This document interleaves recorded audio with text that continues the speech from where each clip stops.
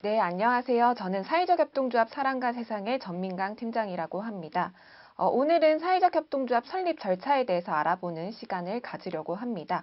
사회적 협동조합 설립 절차에 대해서 알아보려면은 저희가 이제 사회적 협동조합에 대한 개념을 간단하게 알아볼 것이고, 사회적 협동조합의 가치와 원칙, 그리고 본격적으로 사회적 협동조합 설립 절차에 대해서 안내 드리도록 하겠습니다. 첫 번째 내용은 사회적 협동조합에 대한 개념의 이야기입니다. 사회적 협동조합을 설명드리기 위해서는 우선 협동조합에 대한 정의를 간단하게 안내 드리려고 하는데요. 협동조합은 200년 전부터 유럽을 시작으로 전 세계적으로 보급이 됐습니다. 협동조합을 확산하고 협동조합의 정체성을 알리기 위해서 1895년에 협동조합의 연합체인 국제협동조합연맹이 창설되었습니다. 이 국제협동조합연맹에서는 전 세계적으로 협동조합에 대한 사업을 보급하고 조합원들의 권익 향상을 위해서 애를 쓰고 있는 연맹입니다. 이 국제협동조합연맹에서는 창설된 지 100년이 된 1995년도에 협동조합의 정체성을 알리는 선언문을 제시를 합니다. 이 선언문에서는 협동조합을 이렇게 정의하고 있습니다. 공동으로 소유하고 민주적으로 운영되는 사업체를 통하여 공통의 경제적, 사회적, 문화적 필요와 욕구를 충족시키고자 하는 사람들이 자발적으로 결성한 자율적인 조직이라고 정의를 하고 있습니다. 협동조합에서 중요한 내용은 공통의 필요를 충족시키고자 하는 사람들이고, 이 자발적으로 모여진 사람들이 그 필요를 충족시키고자 사업체를 운영하는 조직이라고 설명할 수 있습니다. 그래서 이 협동조합에 대한 내용을 우리나라에서도 널리 보급하기 위해서 2012년도에 협동조합 기본법을 제정합니다. 협동조합 기본법에서는 지금 화면에 나와 있는 것과 같이 재화 또는 용역의 구매, 생산, 판매, 제공 등을 대상으로 협동을 영위함으로써 조합원의 권익을 향상하고 지역사회에 공헌하고자 하는 사업 조직이라고 정의하고 있습니다. 협동조합 기본법에서는 이런 정의에 따라서 설립할 수 있는 법인격을 5가지로 나누고 있습니다. 바로 이 화면에 나와 있는 5가지 법인격입니다. 우리가 오늘 알아보려고 하는 내용은 사회적 협동조합이고요. 협동조합 기본법에서 설립할 수 있는 법인격은 5가지인데 여러분들이 가장 잘 알고 있는 협동조합과 사회적 협동조합, 그리고 협동조합과 사회적 협동조합들이 모여서 설립할 수 있는 연합회, 이렇게 크게는 나눠져 있습니다. 협동조합은 앞서 설명드린 것처럼 재화 또는 용역의 구매, 생산 이런 것들을 협동으로 영위함으로써 지역사회에 공헌하고자 하는 사업 조직이라고 정의를 하고 있고요. 사회적 협동조합은 이런 협동조합 중에서 지역 주민들의 권익, 복리 증진과 관련된 사업을 수행하거나 취약계층에게 사회 서비스 또는 일자리를 제공하는 등 영리를 목적으로 하지 않는 협동조합을 이야기하고 있습니다. 여기서 중요한 내용은 협동조합 중에서도 영리를 목적으로 하지 않는 협동조합이라고 정의하고 있는 내용입니다. 자세하게 좀 알아보기 위해서 협동조합과 사회적 협동조합을 비교하는 비교표를 좀 보면서 설명을 드리도록 하겠습니다. 협동조합 기본법에서 설립할 수 있는 협동조합과 사회적 협동조합은 구성원이 5명 이상 모여야 된다는 점에서는 동일합니다. 다만 협동조합을 설립하는 목적에 있어서 조금 차이점을 가지고 있는데요. 일반 협동조합은 조합원의 필요에 의해서 설립하는 조합이라고 한다면 사회적 협동조합은 조합원들의 필요를 넘어 공공의 이익을 실현하기 위한 비영리를 목적으로 설립하는 법인이라고 생각해 주시면 좋을 것 같습니다. 따라서 협동조합 기본법에서는 사회적 협동조합을 비영리 법인이라고 명시하고 있습니다. 이에 따라서 설립하는 방식도 좀 차이를 가지고 있는데요. 협동조합은 신고를 통해서 설립할 수 있는 반면 사회적 협동조합은 반드시 인가를 거치셔야지 설립이 가능합니다. 따라서 사회적 협동조합은 중앙부처를 통해서 인가를 받고 설립을 하도록 되어 있습니다. 또한 사회적 협동조합은 비영리 법인이기 때문에 배당이 불가능합니다. 따라서 협동조합은 조합원들이 이용한 실적에 따라서 배당을 할 수 있는 반면 사회적 협동조합은 배당 자체가 불가능합니다. 이렇게 협동조합과 사회적 협동조합에 대한 비교 내용을 좀 확인을 해 보았는데요. 사회적 협동조합에 대해서 좀 더 자세하게 알아보도록 하겠습니다. 사회적 협동조합은 앞에 말씀드린 것처럼 지역 주민들의 권익, 복리 증진과 관련된 사업을 수행하거나 취약계층에게 사회 서비스 또는 일자리를 제공하는 등 영리를 목적으로 하지 않는 조합을 말하고 있습니다. 따라서 사회적 협동조합은 기본법에 따라서 본인들의 목적이 무엇인지에 따라 주사업 유형을 한 가지 이상 선택하여 신청하도록 되어 있습니다. 화면에 나와 있는 유형이 5가지이고요. 사회적 협동조합을 생각하시는 분들은 이 5가지 유형 중 한 가지 이상을 선택해서 사회적 협동조합 설립 인가를 신청하실 수 있습니다. 주사업 유형 5가지를 자세하게 보시면 첫 번째 지역사업형은 지역사업 의 재생, 지역경제 활성화, 그리고 지역 주민들의 권익, 복리 증진 및 그 밖의 지역사회가 당면한 다양한 문제를 해결하는 데 기여하고 있는 사업을 운영하고 있는 협동조합을 얘기하고 있습니다. 두 번째로 취약계층 사회 서비스 제공형의 경우에는 우리나라에 있는 취약계층들을 대상으로 복지나 의료, 환경 분야에서 사회 서비스를 제공하는 걸 주 사업 목적으로 하고 있는 협동조합을 말하며 취약계층 고용형은 취약계층에게 일자리를 제공하기 위한 걸 주 목적으로 삼고 있는 협동조합을 말하고 있습니다. 또한 위탁사업형 같은 경우에는 국가, 지방자치단체로부터 위탁받은 사업을 주 목적으로 운영하고 있는 사회적 협동조합일 경우를 얘기하고 있으며 마지막으로 기타 공익증진형은 그 밖에 공익증진에 기여하고 있는 사업을 주 목적으로 하고 있는 조합을 얘기하고 있습니다. 사회적 협동조합을 준비하시는 분들은 이 유형 중에 한 가지 이상을 선택하도록 되어 있으며 2가지를 선택하실 경우에는 혼합형으로도 신청이 가능합니다. 네, 본격적으로 마을관리 협동조합에 대해서 좀 알아보는 시간을 가지려고 하는데요. 마을관리 협동조합 얘기를 하는데 왜 사회적 협동조합 설립 절차를 알아야 되는지 아마 궁금하신 분들도 계실 것 같습니다. 그래서 마을관리 협동조합에 대한 정의를 우리가 한번 살펴볼 예정입니다. 마을관리 협동조합은 화면에 나와 있는 것과 같이 정의되어 있습니다. 도시재생 관련 국가지원사업 추진지역 내에서 지속적인 마을관리를 위해 주민을 조합원으로 하는 사회적 협동조합으로 협동조합 기본법에 따라 주사업 소관부처인 국토교통부에서 설립 인가하는 협동조합이라고 정의되어 있습니다. 이 정의에 따라서 마을관리 협동조합은 반드시 사회적 협동조합으로 인가를 받아야 됩니다. 또한 도시재생 국가지원사업 추진지역 내에서 마을관리 협동조합을 준비하시는 분들은 사회적 협동조합 설립 인가 신청하실 때 국토교통부로부터 인가를 받도록 되어 있습니다. 마을관리 협동조합이 사회적 협동조합이라는 법인격으로 제정되는 부분에 있어서는 아마 이런 이유들이 있는 것 같습니다. 일단 마을관리 협동조합은 그 도시재생 지역 내에 있는 마을 주민분들을 주 조합원으로 하는 협동조합입니다. 그리고 이 마을관리 조합의 목적은 도시재생 지역에서 추진된 인프라를 유지하고 관리하는 사업을 목적으로 하며 주민 공동체를 회복하고 유지하는 것을 목적으로 하고 있습니다.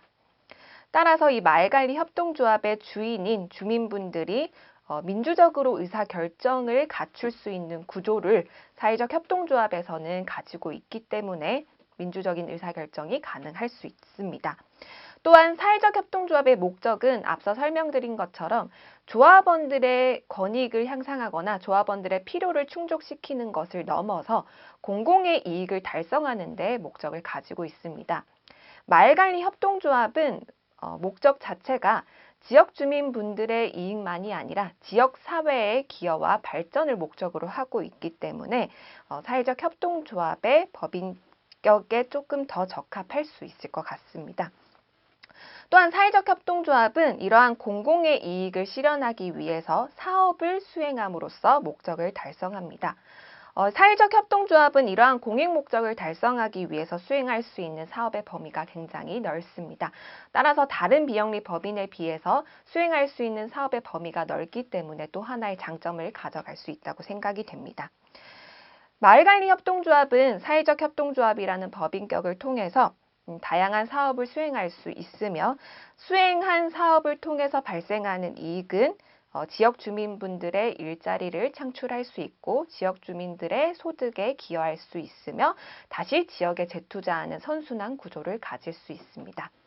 따라서 마을관리 협동조합을 준비하시는 분들은 사회적 협동조합이라는 법인격을 설립 신청하도록 되어 있습니다. 네, 다음으로는 사회적 협동조합의 가치와 원칙에 대해서 설명드리도록 하겠습니다. 네, 다음은 협동조합 가치에 대해서 알아보겠습니다. 제가 앞에 협동조합 정의를 설명드리면서 국제협동조합연맹에 대해 짧게 설명을 드렸었는데요. 국제협동조합연맹은 1895년도에 창설되어서 100주년이 되었던 1995년도에 협동조합의 정체성과 원칙, 가치에 대한 선언을 제시했다고 말씀드렸습니다. 여기서 협동조합에 대한 가치를 이렇게 정의하고 있습니다. 협동조합은 자조, 자기책임, 민주, 평등, 형평성, 그리고 연대의 가치를 기반으로 하여 조합원은 협동조합 선구자들의 전통에 따라 정직, 공개, 사회적 책임, 타인에 대한 배려 등의 윤리적 가치를 신조로 한다라고 되어 있습니다. 지금으로부터 170여 년 전에 설립된 영국의 로치데일 협동조합의 선구자들이 그랬던 것처럼 정직한 제품과 서비스들을 조합원들에게 제공하고 그리고 조합원들에게 우리 협동조합이 운영되고 있는 부분들을 공개하는 걸 통해서 협동조합을 성공적으로 운영한 경험을 로치데일 협동조합이 가지고 있습니다. 이에 따라서 협동조합은 이런 정직함, 그리고 조합원들에게 공개하는 부분, 그리고 타인을 배려하고 사회의 책임을 가지고 있다라는 윤리적 가치를 신조로 자조, 자기 책임, 연대와 같은 가치를 가지고 운영할 수 있다라고 볼 수 있겠습니다. 협동조합이 이런 가치를 가지는 것은 협동조합이 조금 더 협동조합답게 운영할 수 있는 하나의 신조라고 볼 수 있겠습니다. 다음은 협동조합의 7원칙에 대한 내용인데요. 협동조합 7원칙 역시 국제협동조합연맹에서 협동조합이 지난 150년 동안 성공했던 협동조합들의 운영 원리들을 바탕으로 지어진 내용입니다. 그래서 협동조합의 정의나 가치와 달리 원칙은 불변하지 않습니다. 원칙은 계속해서 역사나 시대의 배경에 따라서 조금씩 바뀌어가고 있는데요. 가장 최근에 이제 국제협동조합연맹에서 제정한 협동조합의 원칙은 총 7가지입니다. 이 7가지에 대한 내용은 화면에 나와 있는 것과 같고요. 하나하나씩 원칙을 좀 설명드리도록 하겠습니다. 첫 번째로는 협동조합은 자발적이고 개방적인 조합원 제도를 갖추고 있다라고 설명하고 있습니다. 협동조합은 자발적인 조직으로서 모든 사람에게 성적, 사회적, 인종적, 정치적, 종교적 차별 없이 열려 있습니다. 이 말은 협동조합은 당신이 남자라고 해서, 당신이 여자라고 해서 조합원으로 가입할 수 없다. 라는 게 아니라 누구든지 협동조합의 조합원으로 가입할 수 있다라는 공개적인 원칙입니다. 다만 협동조합은 누구나 조합원이 될 수 있지만 아무나 조합원이 될 수는 없습니다. 따라서 조합원으로서 조합의 설립 목적에 동의하고 자신의 책임과 의무를 다할 수 있는 자라면 누구나 조합원이 될 수 있습니다. 따라서 협동조합들은 정간에 조합원의 자격과 기준을 협동조합의 사업 그리고 목적에 따라서 달리 정하고 있습니다. 네, 두 번째는 조합원에 관한 민주적 관리입니다. 협동조합은 조합원에 의해 관리되는 민주적인 조직입니다. 따라서 조합원은 누구나 1인 1표의 의결권을 갖추고 있습니다. 일반적으로 우리가 알고 있는 회사는 의결권을 1주 1표라고 얘기를 합니다. 내가 얼마나 자본을 투자했는지에 대한 비율에 따라서 비례하여 의결권을 가지게 되는데요. 협동조합 같은 경우에는 민주적인 의사결정 구조를 갖추고 있기 때문에 조합원이 출자금을 얼마나 출자하였는지에 대해서 달리 의결권을 가지는 게 아니라 한 사람이 한 표씩 의결권을 동등하게 갖추고 있습니다.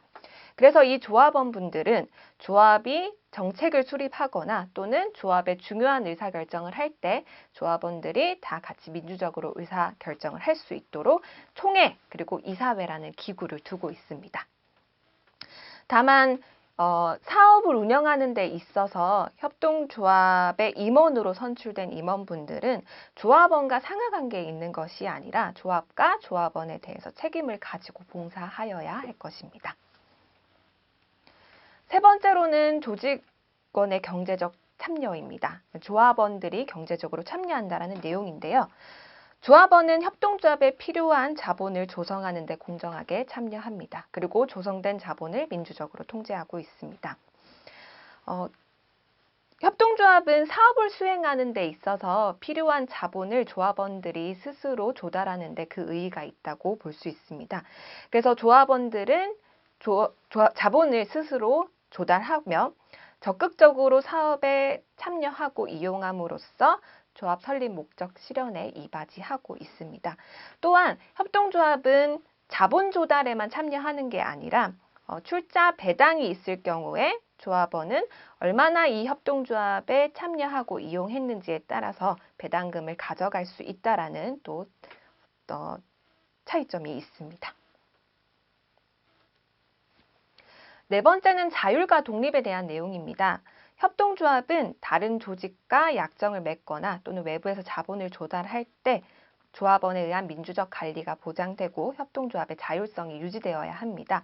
따라서 다른 정부 기관이나 또는 외부 조직으로부터 통제받는 조직이 아니라 조합원 스스로 통제하고 운영되는 자율과 독립이 보장되어야 할 것입니다. 다섯 번째로는 교육, 훈련 및 정보를 제공해야 된다는 원칙인데요. 사실 이 원칙은 모든 협동조합들에게 가장 중요한 원칙 중에 또 하나가 될 수 있을 것 같습니다. 협동조합은 조합원들과 그리고 조합원뿐만 아니라 조합원을 위해서 봉사하고 활동하시는 임원분들 그리고 경영자 그리고 직원들이 협동조합의 발전에 효과적으로 기여할 수 있도록 교육과 훈련을 끊임없이 제공해야 될 것입니다. 뿐만 아니라 조합원분들을 넘어서 우리 지역사회에 있는 시민들 그리고 국민들에게 협동조합에 대한 본질과 장점에 대한 정보를 제공하도록 되어 있습니다. 이런 교육과 훈련, 정보를 제공함으로써 조합원들은 협동조합의 민주적인 의사결정에 조금 더 적극적으로 참여할 수 있고요. 또한 협동조합에 대한 신뢰를 형성하는 데 큰 기본이 될 수 있을 것 같습니다. 여섯 번째로는 협동조합 간의 협동에 대한 내용입니다. 협동조합은 조합원들의 협동을 통해서 설립된 조직이라고 이야기하고 있습니다. 협동조합은 때때로 사업 수행을 위해서 경쟁할 수도 있겠지만 본질 자체는 경쟁이 아니라 협동에 있습니다. 따라서 협동조합 간의 협동에 대해서도 여러분들이 기억하시고 지역 내에 있는 다른 다양한 협동조합과 함께 협동해서 사업을 조금 더 규모화할 수 있고 조금 더 잘 운영할 수 있을 것 같습니다. 일곱 번째는 지역사회에 대한 기여입니다. 협동조합은 조합원의 동의를 얻은 정책을 통해서 조합이 속한 지역사회의 지속가능한 발전을 위해 노력해야 합니다. 협동조합은 본질적으로 지역사회를 기반으로 사업을 수행합니다. 또한 협동조합의 조합원들은 또 그 지역사회 구성원이기도 합니다. 따라서 지역사회에 대한 기여가 너무나도 당연한 내용이고요. 조금 더 큰 내용으로 이제 기여에 대해서 이야기를 했지만 사실 지역사회와 협동조합이 함께 동행하는 거라고 좀 이해를 해주셔도 좋을 것 같습니다. 네, 세 번째로 이제 본격적으로는 사회적 협동조합 설립 절차에 대한 내용을 좀 말씀드리려고 하는데요. 사회적 협동조합에 대한 설립 절차는 크게 두 가지로 나뉘어 볼 수 있을 것 같습니다. 사회적 협동조합은 앞에 설명드린 것처럼 협동조합 기본법에서 비영리 법인으로 명시하고 있기 때문에 소관부처로부터 인가를 받으셔야 됩니다. 그래서 사회적 협동조합으로 인가 신청하는 절차를 갖춰야 되며 소관부처로부터 인가를 받게 되면 그것으로 끝나는 게 아니라 사회적 협동조합은 법인격이기 때문에 설립을 하기 위해서 등기 신청을 마치셔야 됩니다. 법인 등기 신청이 완료가 되면 본격적으로 사업 수행을 하기 위해서 사업자 등록을 진행하도록 되어 있습니다. 그래서 오늘은 사회적 협동조합 인가 신청 절차에 대해서 좀 간단하게 설명을 드리려고 합니다. 사회적 협동조합 설립 인가를 신청하기 위해서는 관련 서류를 주무부처에 제출하도록 되어 있습니다. 화면에 보는 것과 같은 서류 신청서를 제출하셔야 되는데요. 신청서, 사회적 협동조합 설립 인가 신청서와 그리고 사회적 협동조합의 가장 최고의 자치규약이라고 할 수 있는 정관, 사본 한 부를 제출하도록 되어 있습니다. 또한 사실 사회적 협동조합 설립 인가를 준비하기 위해서 가장 중요한 절차는 창립총회를 개최하는 부분인데요. 이 총회에서 어떤 정관을 작성했는지, 어떤 사업계획을 갖추고 있는지에 대한 내용들을 일결하도록 되어 있기 때문에 총회를 어떻게 개최했는지에 대한 공고문과 의사록을 같이 첨부하도록 되어 있습니다. 또한 이 사회적 협동조합에 선출된 임원분들의 명부와 이력서를 같이 제출하도록 되어 있고요. 사업계획서 그리고 수입 지출 예산서도 같이 제출하도록 되어 있습니다. 그리고 신청서 8번의 경우에는 쉽게 말하면 출자자 명부라고 생각하시면 됩니다. 사회적 협동조합에 출자하신 조합원들의 명부이며 각각 얼마씩 출자하기로 했는지에 대한 금액과 출자 자수를 기재하고 있습니다. 9번에 대한 내용은 사회적 협동조합을 처음 신청하시는 분들에 대해서는 해당이 되지 않기 때문에 9번에 대한 내용은 빼고 설명을 드리도록 하겠습니다.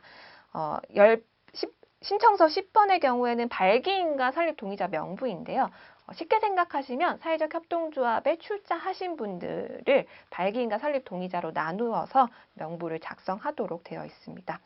마지막으로는 주사업의 내용이 설립인가 기준을 충족하는 것을 증명하는 서류를 제출하도록 되어 있는데요. 보통 이제 저희가 쉽게 얘기를 할 때 세부사업계획서라고 말을 하고 있습니다.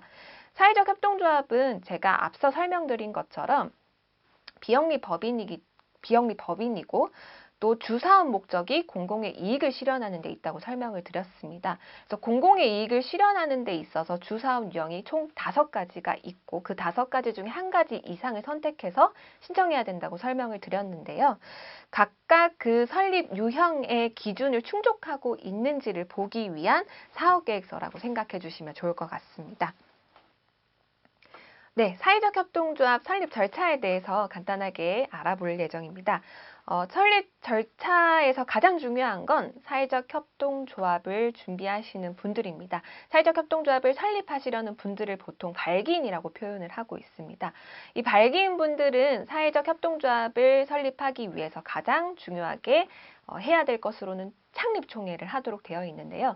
이 창립총회에서 해야 될 내용들로는 첫 번째로는 정관을 확정해야 되고 두 번째로는 사회적 협동조합을 운영할 임원들을 선출을 해야 됩니다. 그리고 세 번째로는 이 사회적 협동조합이 가지고 있는 목적을 달성하기 위해서 수행할 사업 내용들을 수립하고 그 사업에 각각 어떤 수익과 지출이 될지 예산을 수립하는 부분들을 결정하도록 되어 있습니다.